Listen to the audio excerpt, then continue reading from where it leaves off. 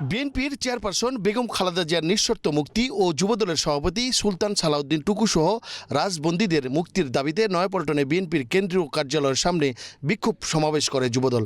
এতে অংশ নেন রাজধানী ছাড়াও ঢাকার পার্শ্ববর্তী জেলার যুবদলের নেতাকর্মীরা।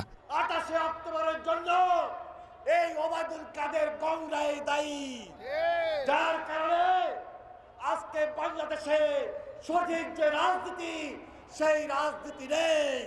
আমাদের ঐক্যবদ্ধ হয়ে এই সঠিক সরকারের কঠোর আন্দোলনকে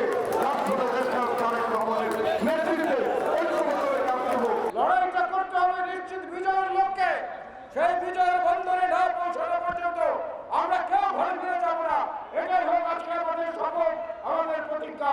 সমাবেশে বিএনপির নেতারা নতুন কৌশল ঠিক করে রাজপথে আন্দোলন চালিয়ে যাওয়ার পরিকল্পনার কথা জানান। এই সরকার একটি আপদ, এই দেশের উপর একটি আপদ নাজিল হয়েছে। আসুন সবাই মিলে ঐক্যবদ্ধভাবে এই আপদ আমরা বিদায় করি, তাহলেই এই দেশের মানুষ মুক্তি পেতে পারে। আজকে বাংলাদেশের মুক্তি দরকার।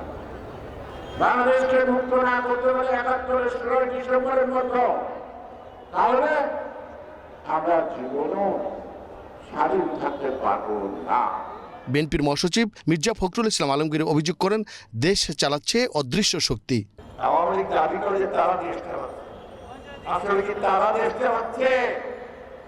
তারা দেশ চালায় না, এক অদৃশ্য শক্তি দেশ চালাচ্ছে। বন্ধুগণ, ক্ষমতা হারানোর ভয়ে সরকার বেগম জিয়াকে মুক্তি দিচ্ছে না বলেও অভিযোগ করেন বিএনপির মহাসচিব। দেশনেত্রী বেগম খালেদা জিয়া আমাদের শুধু নয়, বাংলাদেশের এবং সমগ্র পৃথিবীতে আমি বলি গণতন্ত্রের তিনি হচ্ছেন একজন অতন্ত্র প্রহরী আপসী নেত্রী। তিনি এখন লড়াই করে চলেছেন। তার মুক্তি গণতন্ত্রের মুক্তি, তার মুক্তি রাষ্ট্রের মুক্তি, স্বাধীনতার মুক্তি। মন্ডলের নাম, এশিয়ান টেলিভিশন, ঢাকা।